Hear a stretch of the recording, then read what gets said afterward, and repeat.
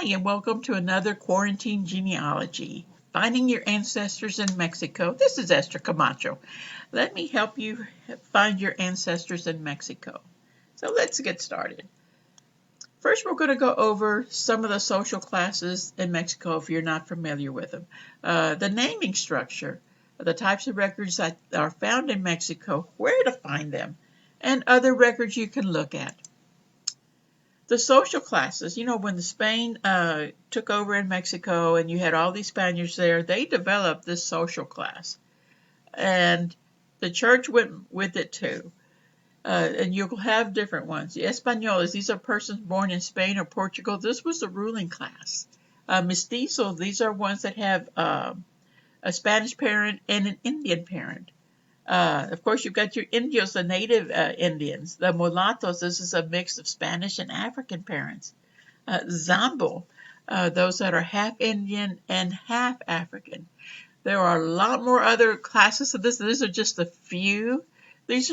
You'll probably run into these on your records for sure. You'll find some Españoles or Mestizos or mulattoes. That's just the way it is. But there's also other terms, so feel free to go look for other more social classes out there. The naming structure. Just know that in Mexico, you carry two surnames. So you'll have Jose Victoriano Cavazos Cortinas. The Cavazos is the father's last name. The mother's last name is Cortinas. And if this person was baptized, it's usually Jose that's in front. And their given name, Victoriano. So it's broken down as to how they have it set. So just know that there's always two surnames. Wives, the women always retain their last name. They never lose it. Even today, they are known by who they are.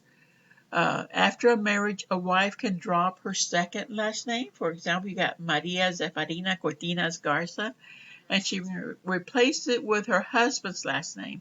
And they do that by adding de, so now she is Cortinas de Cavazos. If she becomes a widow, it's just viuda, she may add her husband's last name, so now she is Maria Zefarina. It's usually Cortinas de Cavazos, but it's changed to viuda de Cavazos, so she's telling people that she is a widow. But there are exceptions about the retaining of your last name. Due to family wealth or property, children may opt to take the mother's last name. If the mother's family were well known in society, they owned property, they were very wealthy, children tend to hang on to the mother's last name, mainly for wills or to let people know that no, they are connected to that name. The types of records found in Mexico, you have your civil registration, that started around 1857 to 1860. You've got your parish register, and you're looking at your nacimientos, which are your birth records, matrimonios, your marriages, defunciones, which are the death records.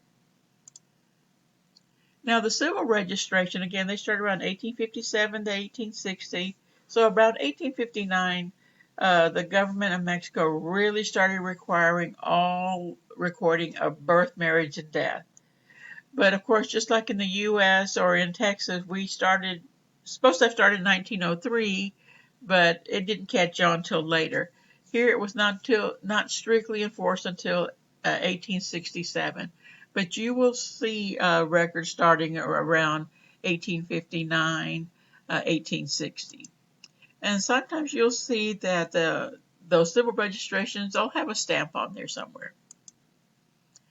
The parish registers, now just remember the Catholic Church was established in Mexico in around 1527. That was a long time ago. They were the primary record keeper up until the time of the civil registration.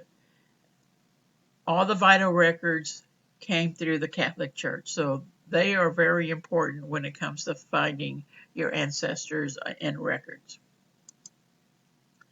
Now, where to find the records? You have Ancestry, that if you subscribe to it, great. If you don't, you can always go to your local library or come by the McAllen Public Library and use our Ancestry Library Edition. It is for free. Uh, Family Search, that you can go to. It is free. You just need to create an account so you can access the records and download them and print them out and such.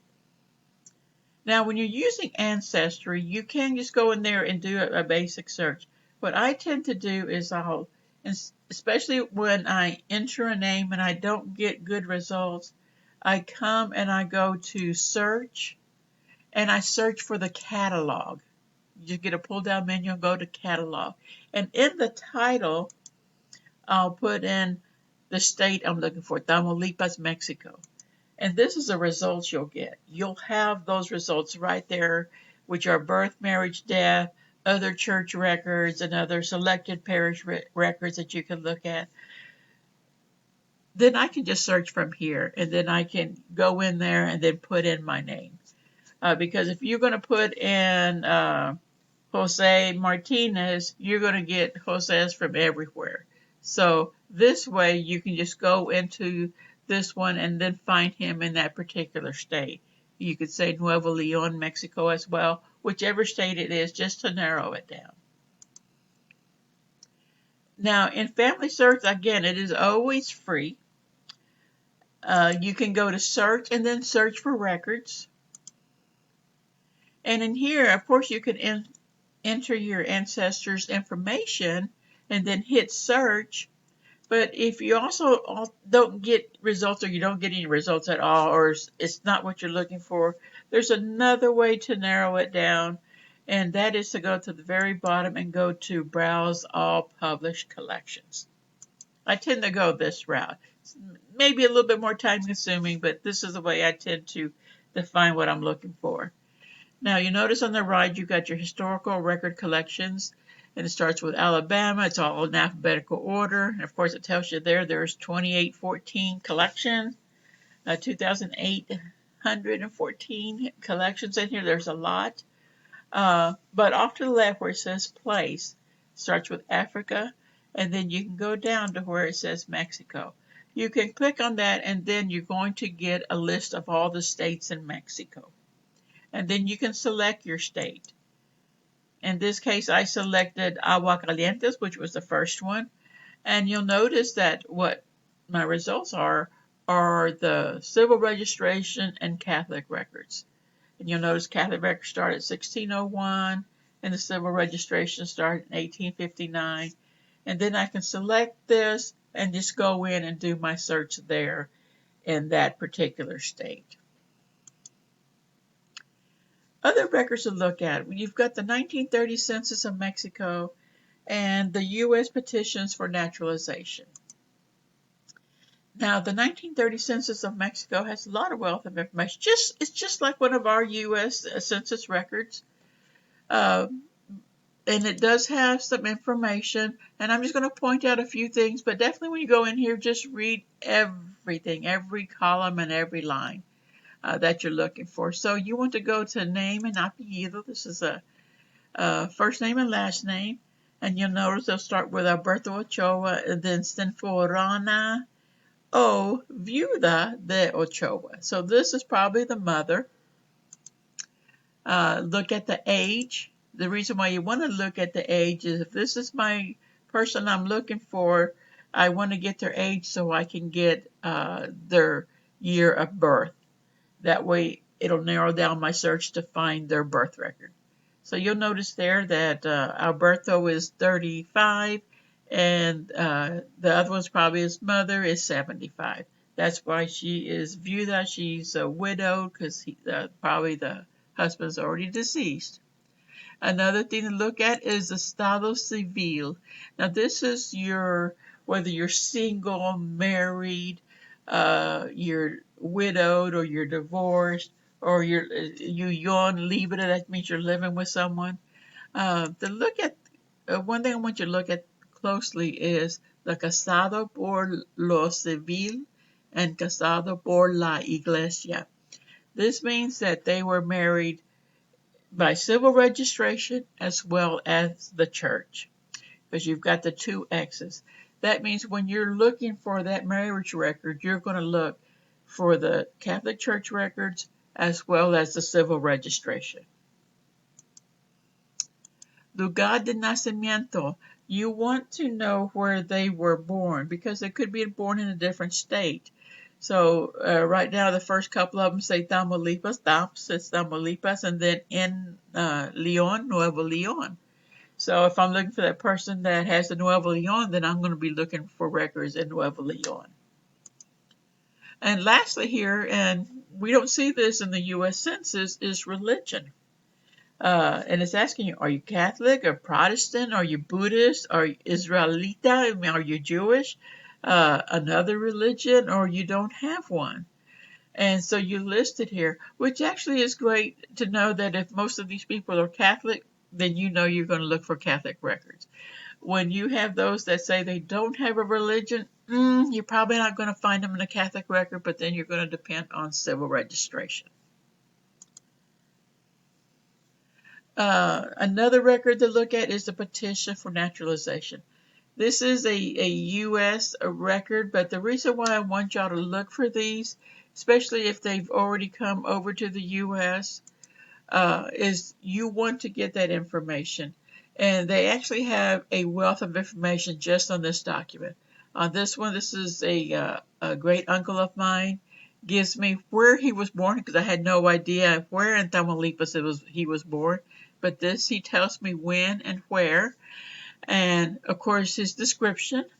And he says he had married Consuela in 1931 in Bishop, Texas. And where she was born and her date of birth. And not only does it list that, but it also lists his children and where they were born and their date of birth. Where I just now have a family group sheet that I can complete on this family alone. So definitely look at it and just read it carefully and just grab that information because he is filling this out. This is a primary resource because he's the one that's actually filling this out and it's more factual. Word of advice, don't forget to document where you found a document. We all have a habit of getting excited. We find a document, we forget where we found it. Now we're trying to verify where you received that, where you found that document, or if someone gave it to you. So you definitely want to verify and document everything that you find. If you have any questions, don't forget to ask. Visit my MPL subject guide on genealogy. It's easy to go to. Just go to our website, go to Books and More, and go to Subject Guides, and go down to Genealogy. Once you're there, you can look at it. I have tabs that are eventually growing, so you can look at the resources that are there. Thanks for watching. So next time on Quarantine Genealogy, let's look at using city directories in your research. So have a wonderful time doing your research. Bye.